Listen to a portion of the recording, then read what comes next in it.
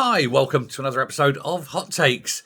John Swinney is desperate for cash because the SNP haven't got any. They keep losing supporters and therefore money. They've lost all those MPs, therefore money. And they keep losing councillors and therefore money. And of course, they've got no corporate sponsors. And so he's had to go on the borough. Now, there was a big meeting yesterday. It was behind closed doors. But of course, these things leak out, of course. And he's sort of addressing the issues with Nicola Sturgeon, saying, isn't it marvellous? Isn't it marvellous how Nicola's been cleared? Oh, Nicola being cleared. Now we can put all this behind us. Hang on a minute, John. Your chief executive is going down for fraud. But you're just saying, look, Nicola's clear, rather than our chief executive is still being prosecuted for hundreds of thousands of pounds worth of fraud. Why are you not talking about that one, John? Why are you not bringing up how corrupt your party is? Why is it only, oh, look, the blessed leaderine, old Cranky herself has got away with it? Hey-ho. Anyway, he was there with all these supporters and he's begging them for money. Please, you can trust us with your money now. You know, this is what he's saying. You can trust us. I'm very humble. I'm begging you. We need money or we're fucked because we haven't got any. And we've got this election coming up in a year and a bit. We need some money. We haven't got any. Please, give us some money. You can trust us. Honest, we won't steal it this time. Promise.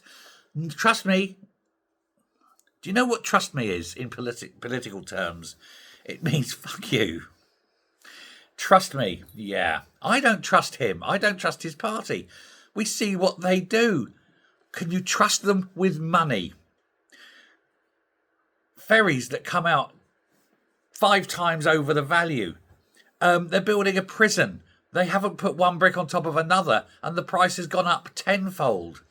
Money laundering, corruption, it's all through and through. And then he stands there in front of the people going, you can trust me now. Can I have some money? No.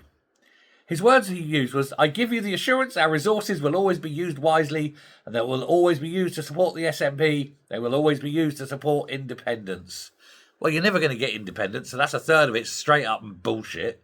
As for always being used to support the SNP, you mean the SNP hierarchy in their private little bank accounts salted across the world, no doubt, allegedly. And as to always be used wisely, man, you've got a lot to prove on that front.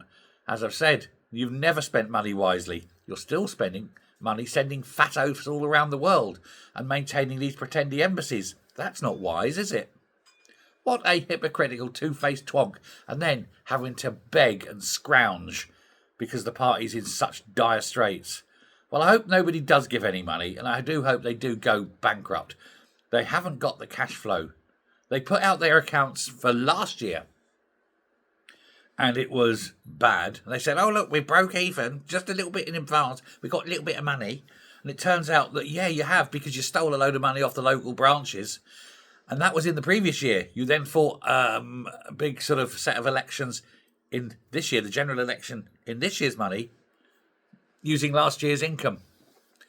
It's going to be interesting to see how much in the hole you are this year. I reckon you're already a dead party walking. I don't think there's enough money.